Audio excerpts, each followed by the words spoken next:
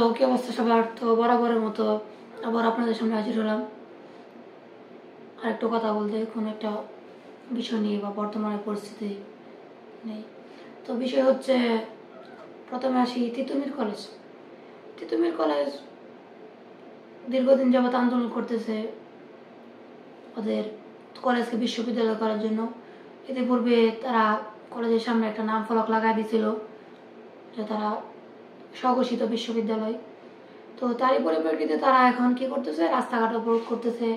গেল কাল তারা রাস্তা ব্লকেট করছিল, আবার আজকেও তাদের পরিকল্পনা ছিল যে রাস্তাঘাট ব্লক করবে বা ওই টাইপের কোনো কিছু, হয়তো বা ইজতেমার মোনাজাত উপলক্ষে ওই বিষয়টা উইথড্র করছে, তারা টোটালি অফ করছে। হয়তো আগামীকাল সোমবারে তারা আবার রাস্তায় নামবে, মাঠে নামবে ব্লক করার জন্য রাস্তাঘাট, বা তাদের দাবি আদায় যেটা সেটা না হওয়া পর্যন্ত তারা মাঠ থেকে যাবে না, তারা বলতেছে। তো বিষয় হচ্ছে এখানে তারা আবার কি করতেছে, তারা আমরণ অনশন করতেছে। অনশন করতে গিয়ে প্রায় 30 ঘন্টার উপরে, 30 ঘন্টা বা 40 ঘন্টা, কত ঘন্টা জানি সঠিক এক্সাক্ট জানা নাই আমার টাইমটা। অনশন করতে করতে ইতিমধ্যে অনেকে অসুস্থ হয়ে গেছে, তাদের সহযোদ্ধারা যারা, তাদের অনেকে অসুস্থ হয়ে গেছে বা তারা গুরুতর আহত অবস্থায় আছে অনশন করতে করতে, না খেয়েতে বা ওই রকম। যেহেতু এটা হচ্ছে আমরণ অনশন, মানে যতক্ষণ পর্যন্ত মৃত্যু না হবে ততক্ষণ পর্যন্ত তারা অনশন করবে। ওই মৃত্যু হবে, নয়তো তাদের দাবি মেনে নিতে হবে, এটা আর কি তাদের দাবি বা তাদের মূল এটা যেটা আন্দোলনের মোটিভটা। তো ইতিমধ্যে আবার আরেকটা হচ্ছে, কিছুক্ষণ আগে একটা নিউজ আসলো যে তিতুমির কলেজের যে ভিটাটা বা জমিটা, ওই জমিটা নাকি পূর্বে জগন্নাথ বিশ্ববিদ্যালয় ছিল। এখন জগন্নাথ বিশ্ববিদ্যালয়ের কর্তৃপক্ষ বা শিক্ষার্থীরা ওরা দাবি করতেছে যে আমাদের বিশ্ববিদ্যালয়ের নামের জমি ওটা আমাদের এখান থেকে নেওয়া হয়েছিল, বা জগন্নাথ ওটা দান করছিল তিতুমিরকে, এখন ওইটা আবার তারা ব্যাক চাচ্ছে, বা ওটা আবার জগন্নাথকে ফিরিয়ে দিতে হবে। যদি জগন্নাথকে ফিরিয়ে দিয়ে দিতে হয় তিতুমিরের জমি বা ক্যাম্পাসে যেটুকুই তাদের সম্পত্তি আছে জগন্নাথের, ওইটা দিয়ে দিলে এখন তো বিশ্ববিদ্যালয় দূরের কথা, তাদের কলেজেই থাকবে না কলেজেই থাকবে না। তাহলে যেখানে তাদের কলেজের জমি থাকতেছে না, সেখানে তাদের বিশ্ববিদ্যালয় কোত্থেকে আসবে বা বিশ্ববিদ্যালয় কিভাবে করবে, এটা একটা কথা। আর একটা কথা হচ্ছে, তারা আন্দোলন তো করতেছে, এদের মধ্যেই অনেকে উপদেষ্টা, তিতুমির ঐক্যের উপদেষ্টা বা আন্দোলনকারী এরা যারা, তাদের মধ্যে নেতা যারা, তারা বিভিন্ন সময় ভুলভাল কথা বলতেছে। যেমন প্রথমে 1 ফেব্রুয়ারিতে তারা 1 ফেব্রুয়ারি বা এরকম একটা কথা বলছিল, ওইটা নিয়ে ট্রলের শিকার হইতে হয়েছে, ওই টাইপের আর কি অনেক কথা। তো যাই হোক, আমরা চাই এর একটা যৌক্তিক সমাধান হোক। তারা যদি বিশ্ববিদ্যালয় পাওয়ার উপযুক্ত হয়, বা তাদেরকে যদি মনে করে সরকার বা শিক্ষা মন্ত্রণালয় যে তাদেরকে আসলে বিশ্ববিদ্যালয় তাদের দরকার, যেহেতু তাদের এখানে 11-12 ক্লাস নাই, তারা ভার্সিটি লেভেলের তাদেরকে মনে করে, তারা অক্সফোর্ড লেভেলের শিক্ষার্থী, তো সেই হিসাবে তাদেরকে বিশ্ববিদ্যালয় তা দিয়ে দেওয়া উত্তম, দিয়ে দেশ টান দেওয়া হোক, ঢাকা শহরের রাস্তাঘাট নিরাপদ থাকুক, এটাই আমরা প্রত্যাশা করি। তো ওই বিষয়টা সবার নজরে থাকবে, আশা করি ভেবে দেখা যাবে। আর এত আন্দোলন করে কি হবে, আপনারা একটা যৌক্তিক সমাধানে আসেন, উপদেষ্টাদের সাথে বা শিক্ষা উপদেষ্টা যারা আছে, শিক্ষা মন্ত্রণালয় যারা আছে, তাদেরকে নিয়ে একটা যৌক্তিক সভা করেন। ইতিমধ্যে কিন্তু ইউজিসি থেকে আলাদা হয়ে গেছে, অর্থাৎ বিশ্ববিদ্যালয় মঞ্জুরি কমিটি থেকে 7 কলেজের যারা ছিল উপাচার্য বা ওদেরকে আলাদা করে দেওয়া হয়েছে, 7 কলেজকে আলাদা করে দেওয়া হয়েছে। ঢাকা বিশ্ববিদ্যালয়ের আন্ডারে তারা নাই বা তারা থাকবে না। এখন তাদের দাবি আলাদা, এই বিশ্ববিদ্যালয় গঠন করতে হবে, আলাদা একটা সমন্বিত একটা বিশ্ববিদ্যালয় করে তারপর সেটার উপর বেস করে তাদেরকে পরিচালনা করা হবে একটা কমিটির মাধ্যমে আর কি। তো এই গেল এক বিষয়। আরেক বিষয় হচ্ছে 1 ফেব্রুয়ারি থেকে 21শে বই মেলা আরম্ভ হয়েছে, বা সাহিত্য মেলা, যেটা আমাদের বাংলাদেশের প্রতি ফেব্রুয়ারি মাসে হয়, সেটা আরম্ভ হয়েছে। তো ওইখানে মেলার কর্তৃপক্ষ হয়তো একটা ডাস্টবিন করছে, আর শেখ হাসিনার ছবি সম্বলিত, মানে বিকৃত একটা ছবি সম্বলিত, যেটাতে ওই যে মেট্রো রেলের পিলারের মধ্যে আঁকা ছিল, আর্ট করা, ওইটাতে জুতা নিক্ষেপ করছিল পাবলিকরা, ওইটা আর কি আর্ট কইরা এটা দেওয়া হয়েছে কি বলে মানে একটা ডাস্টবিনের মধ্যে একটা বিনের মধ্যে ওই ছবিটা আপলোড করে। তো ওইখানে গিয়ে এক উপদেষ্টা নাকি ছবি তুলছে, তো ওইটা নিয়ে তোলপাড়। ওইটা নিয়ে আবার হুমায়ুন আহমেদের ওয়াইফ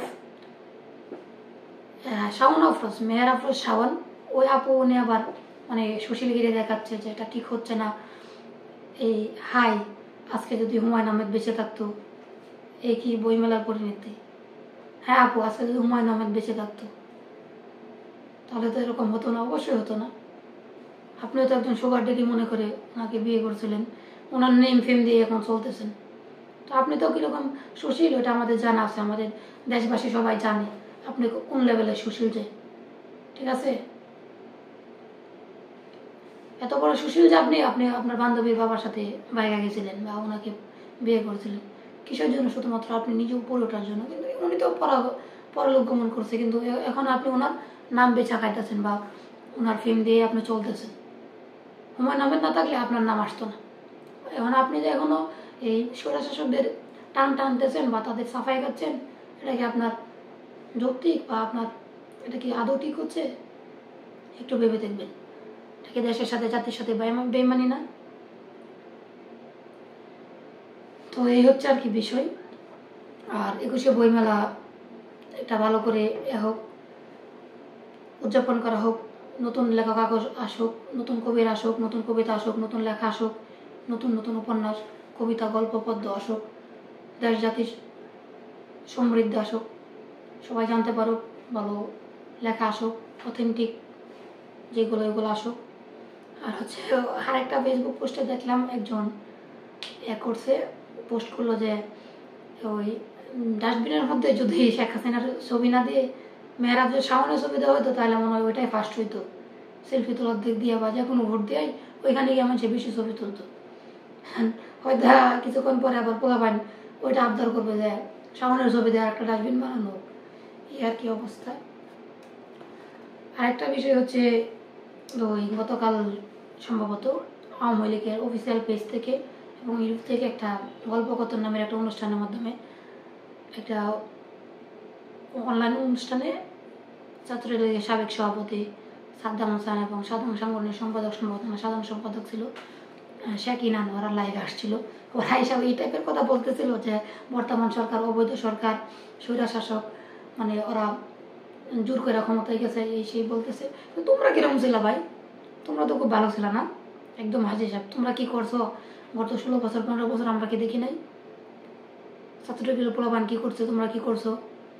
তোমরা খালি বঙ্গবন্ধু নাম নিয়ে নাম বেচা খাইছো, সারা জীবন নিজেদের আত্মসাৎ করে নিজের আত্মসাৎ করছো, দেশটাকে লুটপাট করছো, যত অরাজকতা আছে সবকিছু সৃষ্টি করে রাখছো।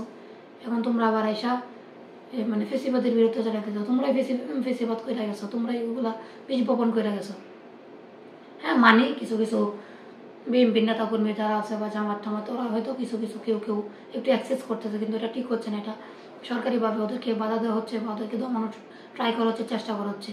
ওদেরকে যে কোনো মূল্যে হোক আশা করি সরকার একটা মানে সীমার ভিতরে নিয়ে আসবে। আর ছাত্রলীগের ভাইরা চুট করে আপা ঢুকে পড়বে, ওই রকম হুমকি দামকি দেশের জনগণ খুব ভালো করে জানে। আর ছাত্রলীগের ওই যে সভাপতি সাদ্দাম আরিনান বলতেছে যে দেশের জনগণ খুব শীঘ্রই রুখে দাঁড়াবে এই ফেসিবাদী সরকারের বিরুদ্ধে, এই অবৈধ ইউনিট সরকারের বিরুদ্ধে। বাইরে অবৈধ কারা ছিল? হ্যাঁ, তোমরা কি এতদিন বৈধ ছিলা? বৈধভাবে ক্ষমতায় ছিলা, বৈধভাবে সব কিছু করছো, কার্যকলাপ যা করছো সব কি বৈধ ছিল? মোটেও বৈধ ছিল না। আর এখন কোথায় আসো? এখন কাটাকাটি আসো, কোন দেশে আসো এটাও হয়তো জানা নাই। তোমরা বলতেছো যে এই মাসে কর্মসূচি দেওয়া হবে, হরতাল ধর্মঘট পালন করা হবে, কিন্তু নেতা কর্মী কোথায়?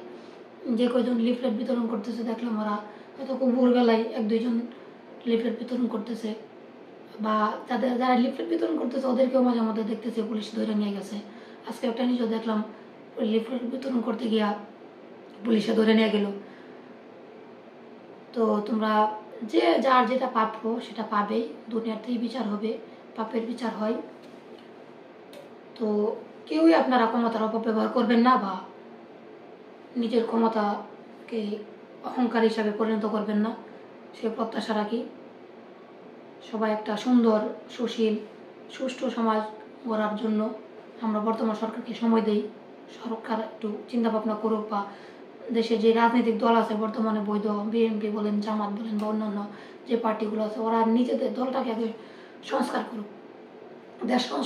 দেশ সংস্কার করবে সরকার, সরকারকে কয়েক বছর টাইম দেওয়া হোক, 1-2 বছর। আর এর ভিতরে আপনারা নিজেদের দলকে সংস্কার করে নিজেদের দলের ভিতরের লোকজনের উপর স্বচ্ছতা, সততা, একনিষ্ঠতা এগুলো নিয়ে আসেন আপনারা।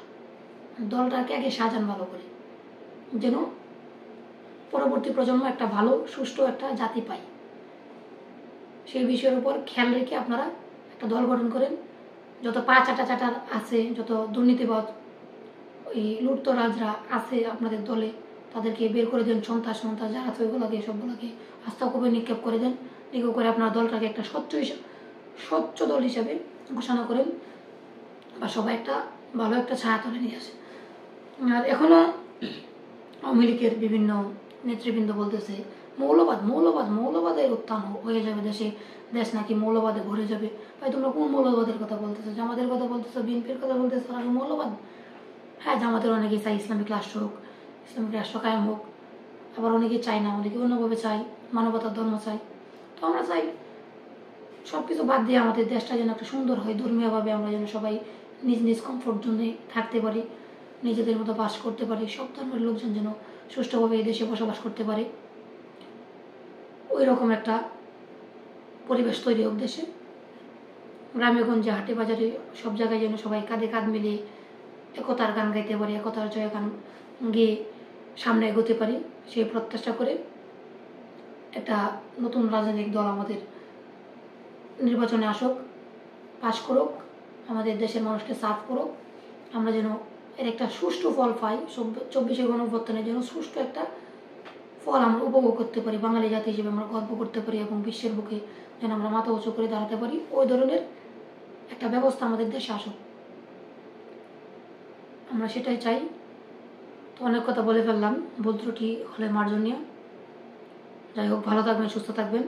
সবাইকে সালাম, আসসালামু আলাইকুম।